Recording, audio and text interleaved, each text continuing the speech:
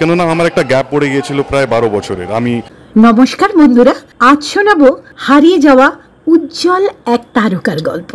আচ্ছা, জিৎ ও শ্রাবন্তী অভিনীত জোশ ফিল্মে শ্রাবন্তীর দাদার ভূমিকায় অভিনয় করা অত্যন্ত হ্যান্ডসাম আর প্রমিসিং অ্যাক্টর অংশুমান গুপ্তার কথা মনে পড়ে? তৃষ্ণা, জোশ, কাঞ্চনজঙ্ঘা এক্সপ্রেস, প্রত্যাবর্তনের মতো দুর্দান্ত সব ছবিতে অভিনয়ের পরে হঠাৎই কোথায় যেন উবে যান এই অভিনেতা। আবার এক যুগ পরে হঠাৎই ফিরছেন এই অংশুমান গুপ্তা। আজ শুনবো এই অভিনেতারই প্রত্যাবর্তনের গল্প। চল শালা, পুরো শাহরুখ খানের মতো রেডি মেরেছিলাম আর তুই আমাকে জলি লিভার বানিয়ে দিলি। আমার হাসছিস? দাঁড়া তো, আসতো কিছু। অনেকক্ষণ ধরে থামার জন্য সিগন্যাল দিচ্ছিলাম, কিন্তু তুই ভুলেই যাচ্ছিস।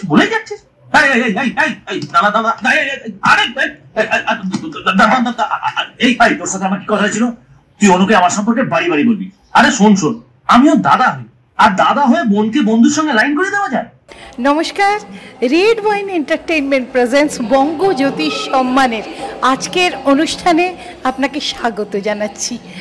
প্রথমেই বলুন, আজকের এই যে আমাদের একটা অ্যাওয়ার্ড ফাংশন, সেটা তো অন্য ধারার একেবারে, এসে কেমন লাগছে?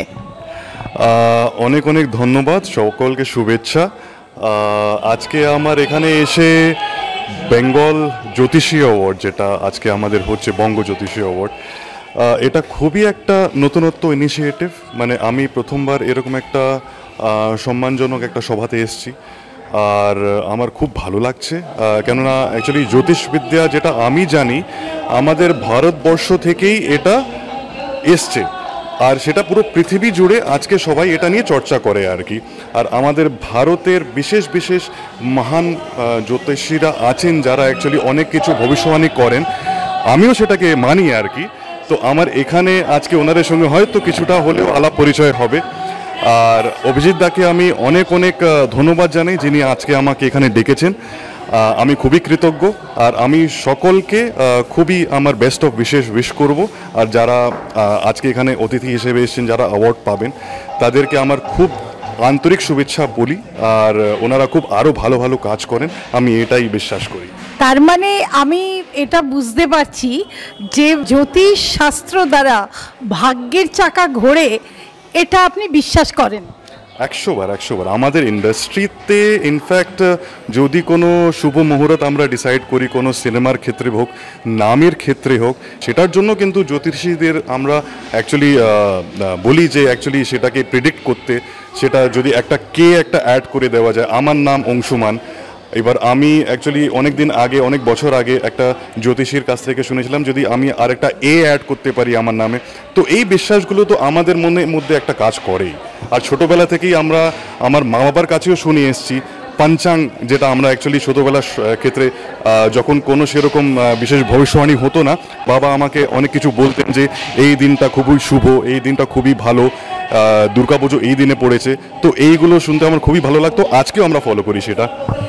আর এই মোমেন্টে বঙ্গ তথা টলিউড যে ইন্ডাস্ট্রি, সেটা নিয়ে কি বলবেন? অ্যাকচুয়ালি আমি বহু বছর পরে আমি আবার ইন্ডাস্ট্রিতে লাস্ট ইয়ার থেকে একটু অ্যাক্টিভ হতে শুরু হয়েছি। কেননা আমার একটা গ্যাপ পড়ে গিয়েছিল প্রায় 12 বছরের, আমি আমার বিজনেসের মধ্যে ব্যস্ত হয়ে গেছিলাম। তো কোভিডের পর আমি যেটা ট্রেন্ড দেখলাম যে ইন্ডাস্ট্রিতে অনেক কিছু চেঞ্জ হয়ে গেছে, অনেক কিছু পাল্টে গেছে। বাট আমি একটা জিনিস বিশ্বাস করি, যাই হয় ভালোর জন্য হয়।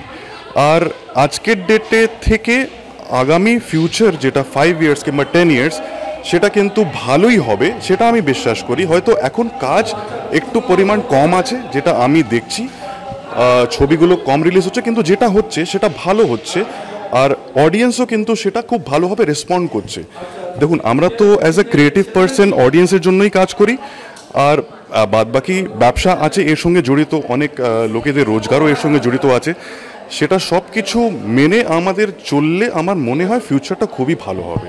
তবে এর আগে আমরা যেটা দেখেছি, এই যে বিফোর 12 ইয়ার্স যেটা, সেখানে আমরা দেখেছি তখন কমার্শিয়াল ছবির কিন্তু অনেক ভালো একটা বাজার ছিল, এবং বর্তমানে সেই কমার্শিয়াল বাজার প্রায় নেই, যেটা খাদান খানিকটা আমাদের রিটার্ন ব্যাক করার একটা আশা দেখিয়েছে। It's okay. সো মনে কি হয় না যে কমার্শিয়ালি যখন ছবি অনেক বেশি হিট হতো বা চলতো, দ্যাট টাইম কি হতো, কাজ করার জন্য অনেক স্কোপ বেশি ছিল। সেই তখন যেরকম মিউজিক হিট হতো, হ্যাঁ, যা হতো, এই মোমেন্টে কিন্তু আর হয় না। ফিল্ম হয়তো হয়, কিন্তু কোথায় গান কই? সেটাই। হ্যাঁ,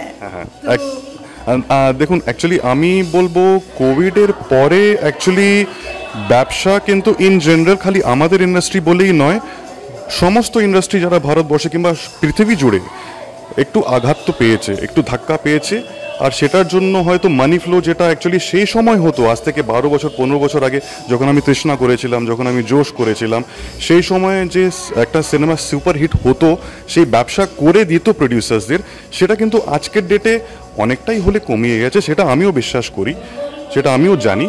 কিন্তু আমি একটা জিনিস বলবো, দেখুন, একটা মানুষকে সবসময় সেই প্রজেক্টটা চালিয়ে যেতে হবে, সেই চেষ্টাটা চালিয়ে যেতে হবে। আমরাও কিন্তু চেষ্টাটা কিন্তু কোনো জায়গা কম রাখছি না, আর চেষ্টা করলেই কিন্তু মানুষ সফল হয়। আজকে অডিয়েন্সের ক্ষেত্রেও আপনি দেখবেন একটু হয়তো রোজগার কমে গেছে, তাই জন্য ওরা মাল্টিপ্লেক্সে সিনেমা দেখতে গিয়ে যে খরচাটা হয়, সেই খরচাটা ওরা বিয়ার করতে পারবে না বলেই আজকে সবাই নেটফ্লিক্স কিংবা বাড়িতে বসে আনন্দ করার চেষ্টা করে আর কি, সিনেমা হলে অতটা যায় না। কিন্তু আমাদের কিন্তু ছবি বানানোর চেষ্টাটা কিন্তু চালিয়ে রাখতে হবে। আর এক না একদিন, দেখুন, ট্যালেন্টের অভাব নেই, সেটা আমিও বিশ্বাস করি। ট্যালেন্ট যেখানে আছে সেখানে দর্শককে নিশ্চয়ই হলে টানার মতন সেই জায়গাটা আমরা ঠিক করে নিয়ে চলে আসবো, আমাদের চেষ্টা অনুযায়ী করব। আর একদিন আপনি সেটাকে আমাকে বলবেন যে হ্যাঁ, আপনি যেটা বলেছিলেন সেটা সত্যি বলেছেন, সেটা হয়েছে। কিন্তু এইভাবে যদি যে যার মতো কিছু টাইম গ্যাপ দিয়ে দেয়, এত বড় বড় গ্যাপ, তাহলে তো সেইখানে অবভিয়াসলি মানুষের যে ফ্যান ফলোয়িং সেগুলো কিন্তু কমে যায়।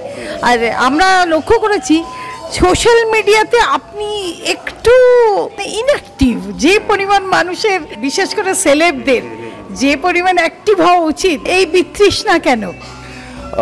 যেহেতু আমি বললাম যে 12 বছরের যেহেতু আমরা গ্যাপ পড়ে গেছিলো, তো আমি সোশ্যাল মিডিয়া অতটা অ্যাক্টিভ ছিলাম না। কিন্তু একটা জিনিস যেটা আপনি বললেন সেটা আমিও বিশ্বাস করি, যে 12 বছর পরে যখন আমি আবার ফিরে এসে দেখলাম যে ইন্ডাস্ট্রির কিন্তু পুরো চলনটাই পাল্টে গেছে। সোশ্যাল মিডিয়া পুরো একদম আজকের ডেটা রাজত্ব করছে, ঠিক আছে? ডিজিটাল মিডিয়া, সোশ্যাল মিডিয়া, যেটা অ্যাকচুয়ালি আমাদের সময় মানে আজকে থেকে 15 বছর আগে সেটা কিন্তু একদমই ছিল না। তো সেই সূত্রে আজকের ডেটে যখন যে জিনিসটা খুব হাইপড আছে, সেই জিনিসের সঙ্গে আমাদের যুক্ত হয়ে সেভাবে এগোতে হবে। এবার আমার মনে হয় আমিও আমার তরফ থেকে চেষ্টা করছি, সেটা হয়তো চেষ্টাটা খুব দেরি করে শুরু করেছি, তাই জন্য হয়তো একটু দেরি করে সফলতা পাবো, সেটা হতে পারে। বাট বাদ বাকি তারা করছে। এবার সেই ক্ষেত্রে আমার মনে হয়, আশা করি কাজ ঠিক আছে, একটু কম হচ্ছে, সেটা আমিও বিশ্বাস করছি। কিন্তু নতুন নতুন ট্যালেন্ট কিন্তু এখানে নিশ্চয়ই চান্স পাচ্ছে, যেটা আমি দেখতে পাচ্ছি। সেটা আপনিও দেখবেন যে নতুন নতুন যারা ডিরেক্টর আছেন, যারা মিউজিক ডিরেক্টর কিংবা গায়ক কিংবা শিল্পী কিংবা একটা অ্যাক্টর, সবাই কিন্তু এখন ওয়েব সিরিজ, ঠিক আছে, সেটা একটা বড় একটা চলন চলছে। ওয়েব সিরিজে কিন্তু ভালো কাজ হচ্ছে। খালি আমাদের টলিউডই বলবো না, কিন্তু বলিউডও আজকে সাফার করছে। তো অ্যাকচুয়ালি আঘাতটা কিন্তু ইন জেনারেল পুরো হোল ইন্ডিয়া জুড়ে বিজনেসটায় হয়েছে, খালি আমাদের টলিউডটা, হ্যাঁ না, কেননা আমাদের টলিউড তো অত বড় ইন্ডাস্ট্রি ছিল না কোনো দিন। যেই জায়গায় ছিল সেই জায়গা থেকে নিশ্চয়ই অনেকটাই আজকে আঘাত পেয়ে একটু ছোট হয়েছে, কিন্তু সেই ছোটটাকে আবার আমাদেরকে সেই জায়গায় নিয়ে যাওয়ার জন্য অনেকটা চেষ্টা করতে হবে, আর সেই চেষ্টাটা আমরা করছি। Hope for the best. আপনাকে কামব্যাক কিভাবে করতে দেখবো আমরা, মানে কামব্যাক করাটা কোন ছবি বা কিসের মাধ্যমে আসছে, এটা যদি আপনার ফ্যানেরা জানতে পারে আর কি, তাহলে খুব ভালো হয়। সেরকম কিছু প্ল্যানিং করেছেন? অ্যাকচুয়ালি দেখুন, আমি একটা জিনিস বিশ্বাস করি যে ইন্ডাস্ট্রিতে যদি তোমার ভালো বন্ধু হয়, যেহেতু আমারও বন্ধু আছে, আর ঋতুপর্ণা আমার খুবই ভালো বন্ধু, উনি বেসিক্যালি আমাকে ইন্ডাস্ট্রিতে নিয়ে এসেছিলেন, আমার প্রথম ছবি ওনার সঙ্গে হয়েছিল। তো আমি যখন লাস্ট ইয়ারে ভাবলাম যে আমি কামব্যাক করবো, আমি ঋতুর সঙ্গে যোগাযোগ করি।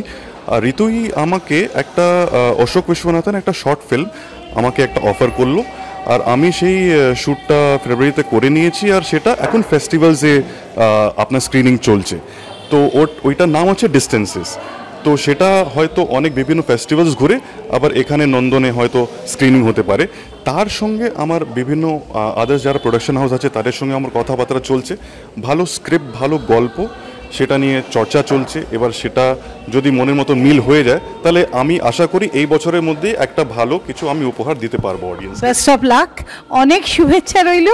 আর ডিস্টেন্স ফিল্মের নাম হলেও আমরা চাই ডিস্টেন্সটা কমুক দর্শকদের সঙ্গে। আপনার ভালো থাকুন, খুব ভালো থাকুন, আর আমাদের সঙ্গে এইভাবে জুড়ে থাকুন। নিশ্চয়ই, থ্যাংক ইউ সো মাচ। ধন্যবাদ।